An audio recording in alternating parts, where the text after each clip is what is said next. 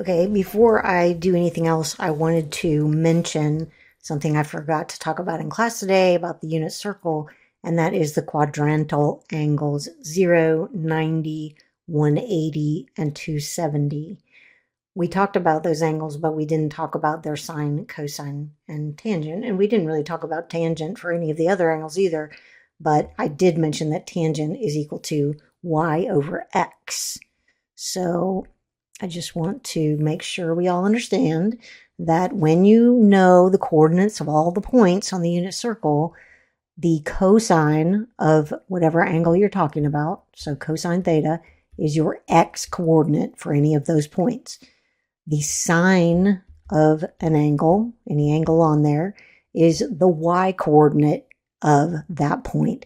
And the tangent of any angle on here is y over x. So if you know the points, you can find the sine, cosine, and tangent for any of the angles on this circle. Now, the quadrantal angles, 0, let me get a different pen. So 0, that point at 0 degrees, this point at 90 degrees, 180 degrees, and 270 degrees. The point at 0 degrees is just 1 to the right and 0 up, so that's 1, 0. Sorry, I need to do that in yellow. Okay, so this point is 1, 0, and this point is over 0 and up 1, so 0, 1, and this point is negative 1, 0, and this point is 0, negative 1. Now, you've got an x and a y for each of those angles, so even though those angles don't have actually a triangle, you can't draw a triangle at those angles, you still can know what their sine, cosine, and tangent are because it's still x, y, and y over x.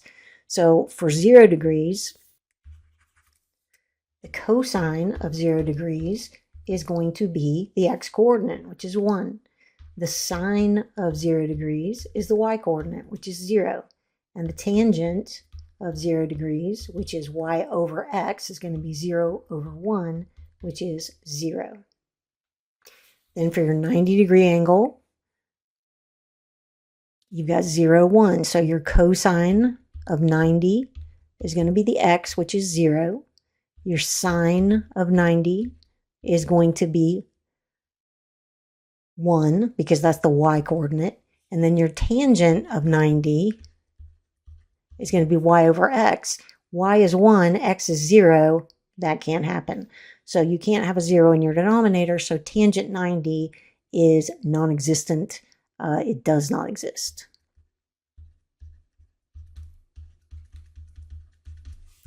At 180, you've got the point negative 1, 0, so cosine 180 is equal to negative 1.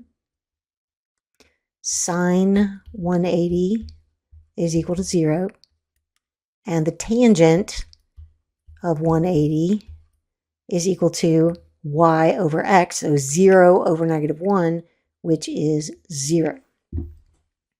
And then for 0, negative 1 down here at 270 degrees, that cosine of 270 is equal to the x-coordinate, which is 0. The sine of 270 is the y-coordinate, which is negative 1. And the tangent of 270, again, does not exist because the x-coordinate is 0, so y over x is y over 0, which is not done, so does not exist.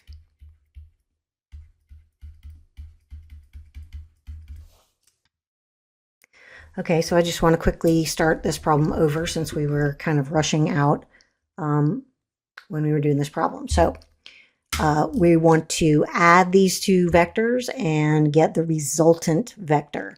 So we've got the vector 420, which means go 20 degrees counterclockwise and go out 4 units. And then we want to add the vector 7, negative 230. So negative 230 means go clockwise 230 degrees and then go out from the origin 7 units. Okay, so to change these polar coordinates to rectangular coordinates, we're going to need to make triangles. So we're going to make triangles between the x-axis and the point. All right. And so we're going to deal with the angles between the x-axis and the radius. In the first quadrant, the angle is 20 degrees. We already knew that. In the second quadrant, in the second quadrant, this angle inside the triangle is going to be, you got 230 all the way. So when you're following this little trail, you're going 90, 180, and then how much further do you have to go to get to 230? That's going to be 50 degrees.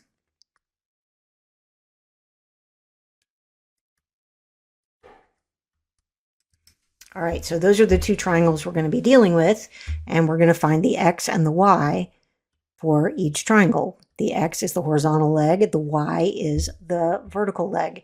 And so this point right here, remember we're in the second quadrant, so the x is going to be negative and the y is going to be positive. And for this point, that is going to have a positive and a positive because we're in the first quadrant. So now we're going to use sine and cosine to find those values.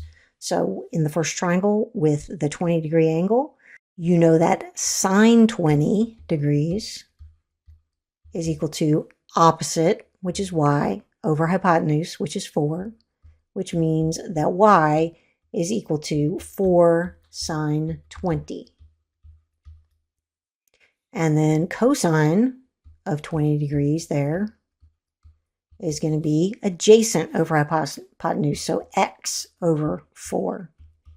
And if you multiply both sides by 4, you get x equals 4 cosine 20 degrees. All right, so we can now punch those values into our calculator. The y-coordinate is going to be 1.37, is going to be about 3.76. And so that is going to be that point. So I'm just going to write it over here, 3.76 and 1.37. And now we'll look at the other triangle over here in the second quadrant. So here we're going to have sine 50 degrees is equal to opposite y over hypotenuse 7, which means that y is equal to 7 sine 50. But remember, pay attention to what quadrant you're in. When I say y, I mean really the absolute value of y. We don't get the actual sign that we necessarily want. So we're in the second quadrant, y is positive. So when we punch that in, we'll get a positive value. And then cosine 50 is equal to x over 7. And that means that x is equal to 7 cosine 50. But in this case, we're going to have to put a negative sign in front of it because in the second quadrant, x is negative. So we're going to punch it in. That's going to be our y, 5.36. And then our x is 7 cosine 50. So cosine 50 times 7 is going to be about 4.5. So that's going to be negative 4.5. All right, so I'm just going to write both points over here because I want to add them together. So negative 4.5 for my x on that one and 5.36. We're going to add the two forces together. And in your book, just to make sure you know, this would be written as 3.76i plus 1.37j, and the other point would be negative 4.5i plus 5.36j, and then you would add them together. And so minus 4.5, going to get about negative 0.74. And then 1.37 plus 5.36 is about 6.73. So 6.73j.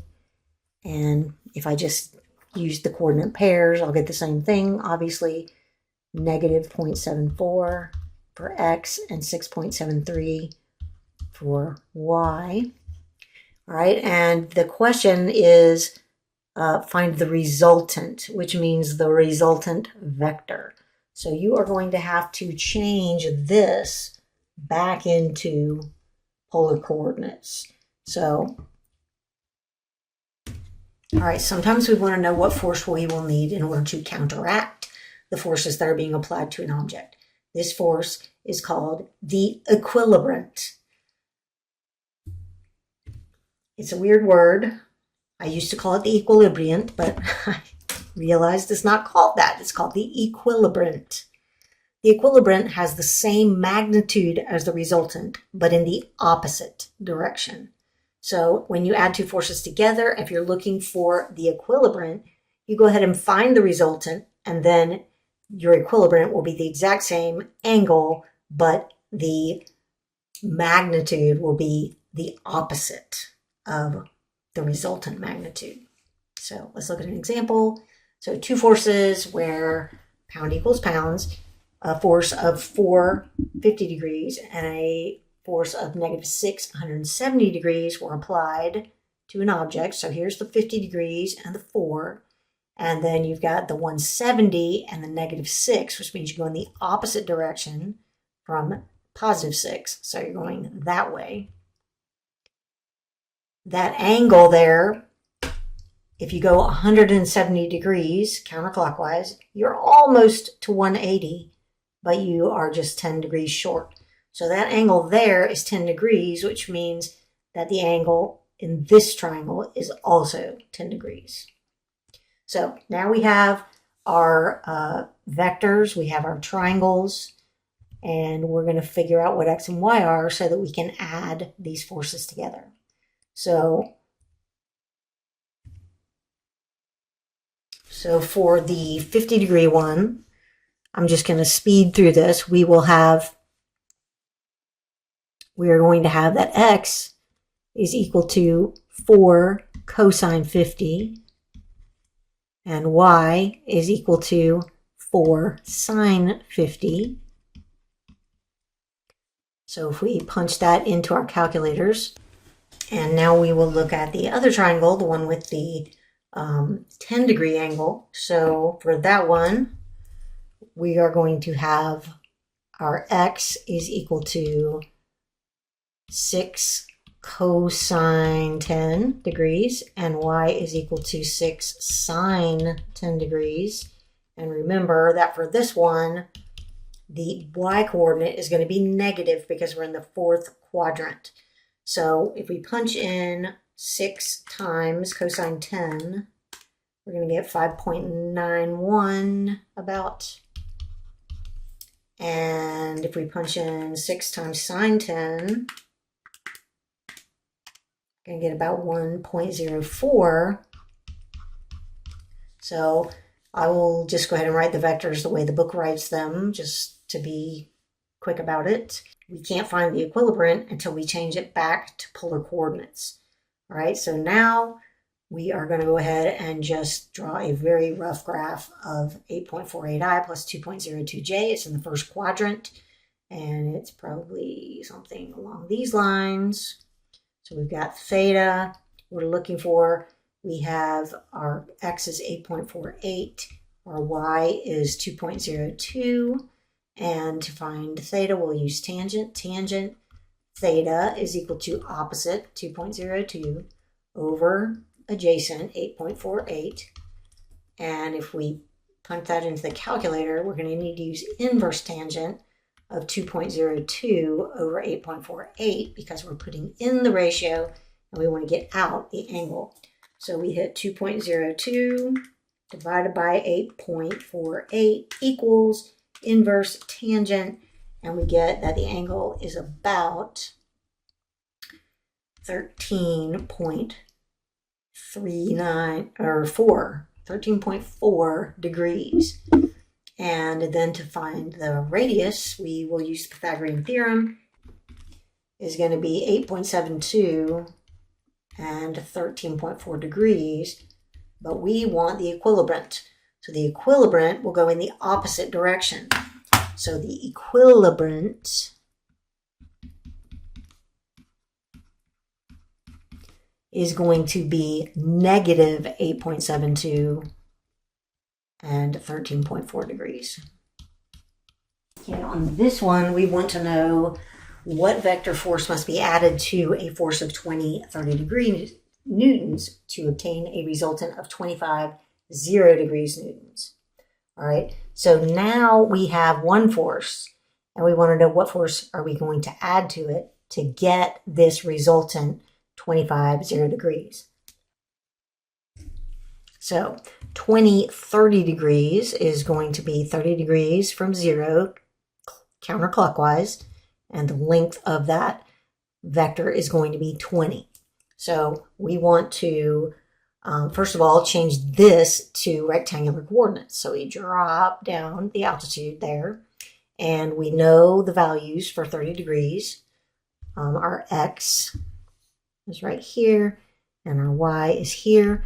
So we know that x is going to equal 20 cosine 30 degrees. And we know that cosine 30 degrees is square root of 3 over 2. So that is 20 times square root of 3 over 2. And then our y coordinate is going to be 20 sine 30 degrees, which is equal to 20 times 1/2, which is 10. So if we punch in 20 times the square root of 3 over 2, we get about 17.32